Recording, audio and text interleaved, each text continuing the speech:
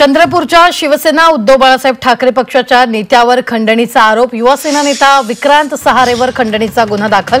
खाण प्रकरणावरील अधिकाऱ्यांकडे खंडणी मागितलेली होती, तर गुन्हा दाखल झाल्यानंतर सहारे हा फरार झालेला आहे। शिवसेना उद्धव बाळासाहेब ठाकरे पक्षाचे युवासेना चंद्रपूर जिल्हा प्रमुख विक्रांत सहारे यांच्यावर खंडणीचा गुन्हा दाखल करण्यात आला असून विक्रांत सहारे सध्या फरार। पोलीस ठाण्यात 5 लाखांची खंडणी मागितल्याचा गुन्हा दाखल करण्यात आला आहे।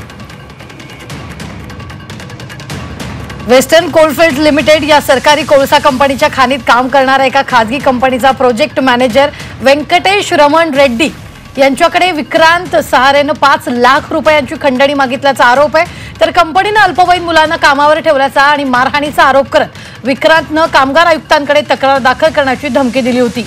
यावर रेड्डी यांनी रामनगर पोलीस ठाण्यात तक्रार दिली आणि त्यानंतर सहारे यांच्यावर गुन्हा दाखल करण्यात आला। तर विक्रांत सहारे सध्या फरार असून पोलीस त्याचा शोध घेत आहेत। विक्रांत सहारे याआधी देखील त्याच्यावर अनेक गंभीर गुन्हे दाखल आहेत। गेल्याच वर्षी ऑगस्ट महिन्यात त्याच्या शहरातल्या इंदिरानगर येथील घरून 40 जिवंत कारतूस पोलिसांनी जप्त केली होती।